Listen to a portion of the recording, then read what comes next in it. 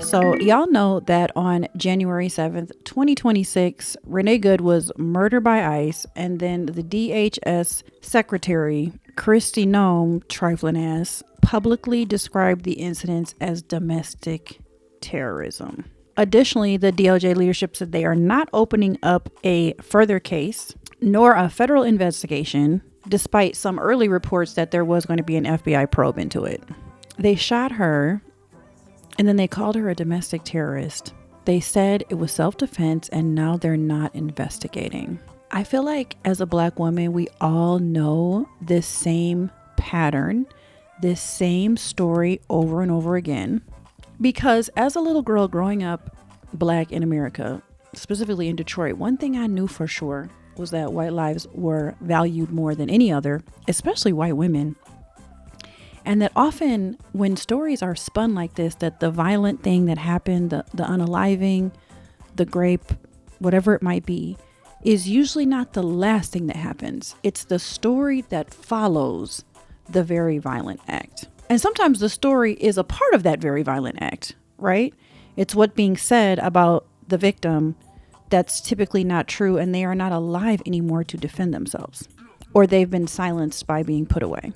Before we get any further into this, hello, I'm Grace Sandra, the host of the Out Here Trying to Survive podcast. I'm a writer, a mom, a storyteller, and an advocate. And this podcast is a hope-oriented storytelling space and a warm hug of solidarity from me to you as we are out here trying to survive all the many traumas we've been through as middle-aged women. And we're not trying to just survive, we're trying to thrive. Welcome to episode 39.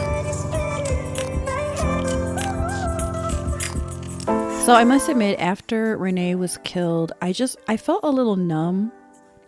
I wasn't surprised though. I've said this so many times on these internets out here before, but after America was collectively okay watching a bunch of white kids get murdered in the 2013 school shooting, when the elementary school was shot up and there was not widespread massive gun reform. And I thought, if knowing my whole life, white kids are prioritized above all, and now the country is collectively okay.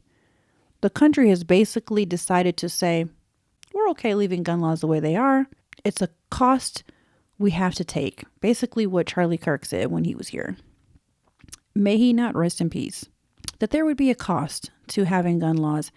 And then watching that happen to a white woman, it was like, that's interesting. I wonder what's going to happen, because typically white people don't care, not enough to do anything to make any sort of real meaningful societal level changes when Black people are unalived. So I thought to myself, I wonder if white people gonna care.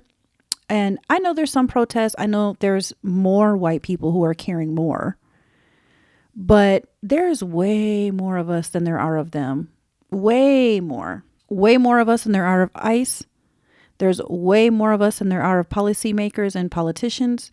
And it's just interesting to watch a whole lot of white people do collectively almost nothing. But the story that Renee was unalived because of self-defense, like we all did not just watch this on a video, his own video even, where she says, it's okay, dude, I'm not mad at you. The way that we have watched the media spin this as if she's some sort of violent domestic terrorist. This is where I feel like Black women have been saying this all along, y'all, because they've been doing this to us. They're trying to paint her as a certain thing to be able to say, well, see, this is why we have permission to surveil y'all. This is why we have permission to use force, unnecessary force, ridiculous force, and why we have permission to crack down and bring law and order, which we all know law and order was a phrase used back in like the 1920s. It's just like literally 100 years have went by, and here we are back to the same thing with masked white men doing savage shit. It's literally just a regurgitation of what Black people have been living, saying, experiencing, saying again. It's like the harm happens, and then the management of the story of the harm happens.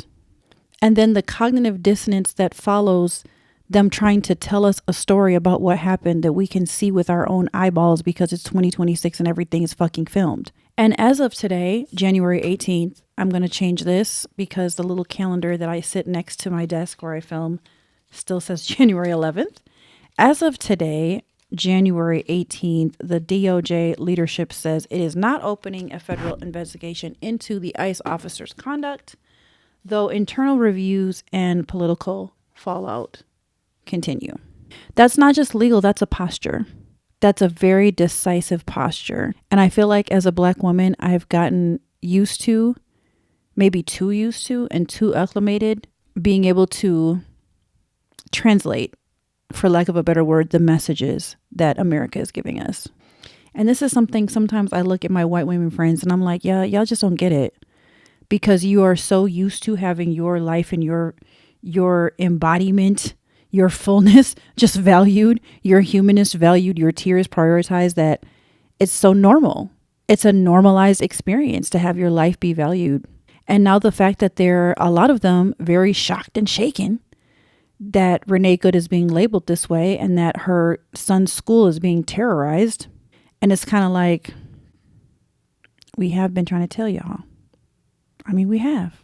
They called the Black Panther Party domestic terrorists, when we know now that in actuality, the Black Panther Party was defending themselves against domestic terrorists. According to a PBS report, experts are pushing back on the framing of domestic terrorism being applied to Renee Good, explaining that what the term actually means and how loosely tossing it around blurs law, truth, and accountability.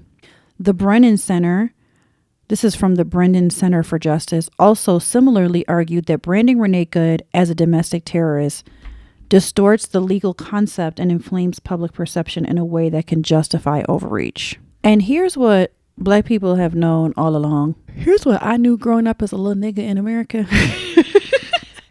But I'm going to say this with all tenderness, but all in Christian love and the absolute truth. But when you get labeled a threat, it's very easy to be treated as one. And I knew that existence very young from just going to an all-white Christian evangelical church and private white institution, Baptist Christian school. Some of the responses that I've seen was like, oh my gosh, Renee Good was a white woman. How could they do that to her? The fact that her family had to shut down the GoFundMe because they raised over $1.5 million and recognized that that was all that they really actually needed was kind of revealing. And it's just kind of tiring. Honestly, like as a Black woman, seeing us get labeled as the villains over and over and over again in very clear situations where we were being victimized is horrific. It really is. There's no way to deny that. And the entire process does bring grief and fury, but are we surprised? Are any of us surprised? Nah, we're just tired. If you're a white person, particularly a white woman, since this happened to the demographic that you are in, this is what I would say to you. I think y'all need to organize. Y'all need to start organizing. I don't know what the hell y'all doing, but y'all need to start organizing. Y'all need to start mobilizing the way that Black people have done for over 300 years. That's why we're not enslaved people anymore, because we mobilized and organized. Every movement that you can think of that Black people are the head of or started that got later labeled as some sort of terrorist, like the Black Panther Party, for example, the Civil Rights Movement, for example, Antifa, for example, BLM, for example, all of those were a response to something that some thuggish white folks did. And the minute we try to start mobilizing and organizing, then we get called domestic terrorists. This is not new. We are not new to this, but we are true to this. And this really isn't meant to be a lecture to white people. This was more of solidarity and clarity for us, because I don't want us to be discouraged by white people's passivity, which can be. But the thing is that we can watch white people be so damn passive that it becomes burdensome. And I think this time I don't know. There was something about this latest murder that just made me think, I can't carry it. I'm definitely not going to carry it for white women. Like, if they're not up and at 'em doing what they need to do within their own personal power, it's no hope for them. It's really no hope. So yeah, if you're a Black person watching this, be free. Be free. I really don't want us anymore to spend what limited emotional energy we have trying to convince white people to care, begging anybody to do anything. It feels like Black people in some ways, especially Black women who are loud and vocal resistance fighters out here in the streets trying to advocate for everybody, is that we are trying to be like the moral ER, like the emergency room for a country that literally refuses treatment. when really this country needs therapy and some drugs too, probably antidepressant, antipsychotic, something. No, I'm just kidding. But I do think that what feels sad to me is the idea that I keep wanting, ever since I was a kid and I had an understanding of racial issues, which I did particularly young because it was really thrust on me being biracial and having access to a lot of white people and a lot of black people and all the dynamics that went into it and all the conversations that I was a part of as a very young kid. I understood from a very young age that whenever white people turned around or saw the light or became allies, they were always getting drugged into their humanity by a black person. And sometimes that person was me. For a lot of years, that person was me. And then I became even more intentional to try to help white people to get in touch with their humanity so they would care about black bodies dying just as much as white bodies. But now I'm like, my work is to stay human myself and protect my community. And I cannot give all of the damns for a white woman getting shot in the face, if not even white women. There's a lot of white women in this country. I don't know how many, but it's hundreds of millions of y'all. And y'all ain't doing nothing. Y'all bitches need to organize. And yeah, I decided not to let myself get too sad about it. I just can't. I'm sorry, I can't. So what do we do with this? What do we do as black women to do what we always do, care, but not care too much that it impedes our own life and focus? I think number one is grieving without confusion. It's not confusing. We live in a violent police state, and this is what our country has decided is okay. And so now they have sent their thugs out into the street to kidnap, harass, and unalive people, and that there is a pattern of this state violence happening, and we can play our role, but that's all we can do. Also, y'all, please don't doom scroll. I'm really trying very hard in the last week not to doom scroll. Doom scrolling is fucking with your nervous system, sis. It really is.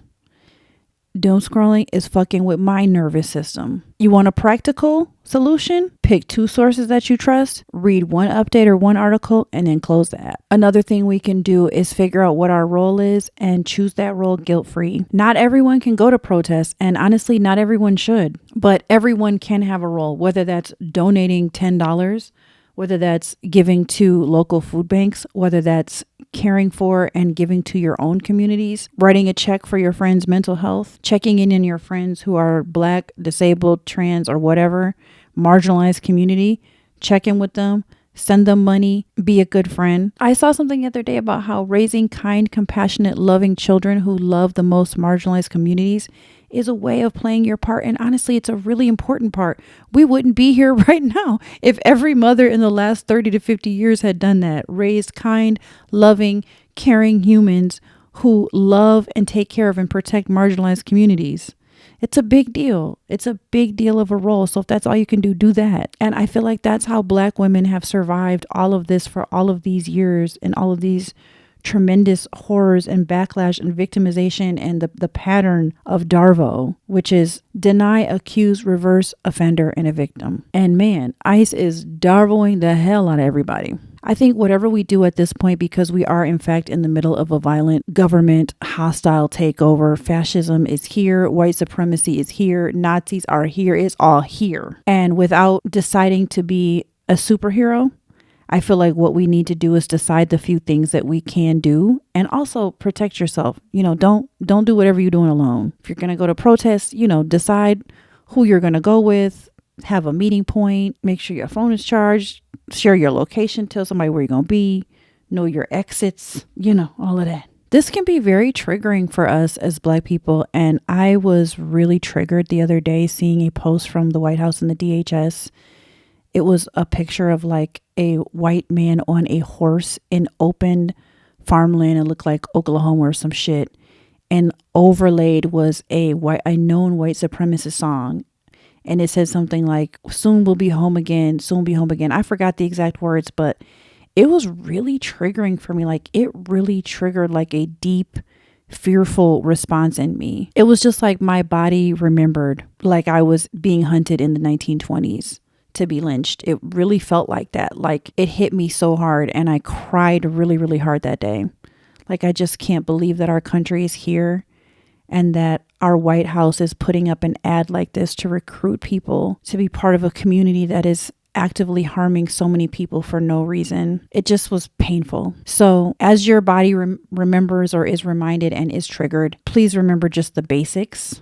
Like take long exhales, very deep breaths, make sure you're getting water and sleep. Drop your shoulders, unclench your jaw, roll your neck. Simple stuff to take care of your body. And just know that if it bothers you a lot or a little, it's because you're human, not because something's wrong with you. It should bother you. It should bother you. This is deeply disturbing shit happening right now. It should bother you. So yeah, have grace on yourself. You're not crazy.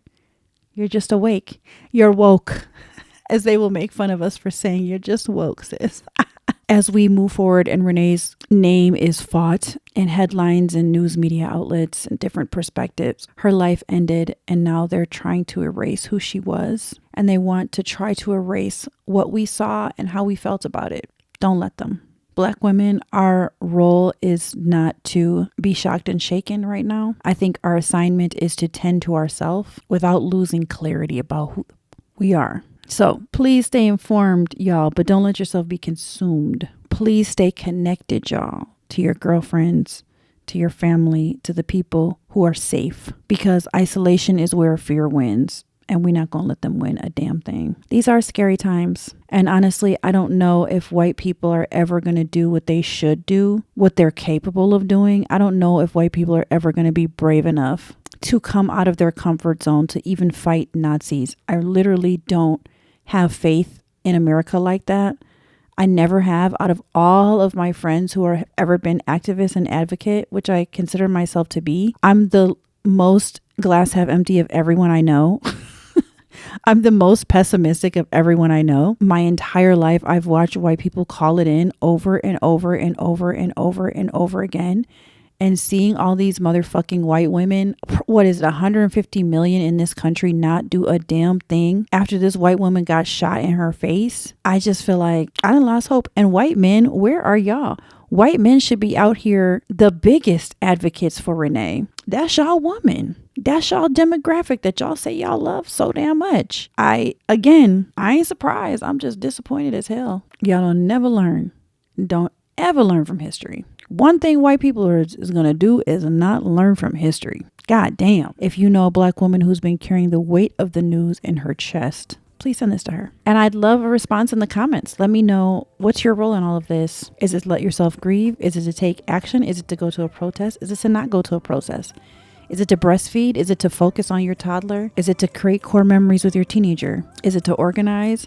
Is it having better boundaries? Is it getting more rest? No shame, just be honest. I'd love to hear what your role is. I know you could be anywhere on these internet streets, but you are here with me, and for that I'm grateful. Anyway, child, protect yourself. That's what I'm going to do. I'm literally going to focus on this new job I got in the last couple weeks. My whole house is a big, giant mess, which I know I say all the time, and it's almost always true. And I'm just going to try to focus on those two things and stay a little bit less informed in the next few weeks so that I can focus on what I need to do for my life. And I hope you'll do the same. Thank you for watching, and I'll see y'all in the next episode. Bye.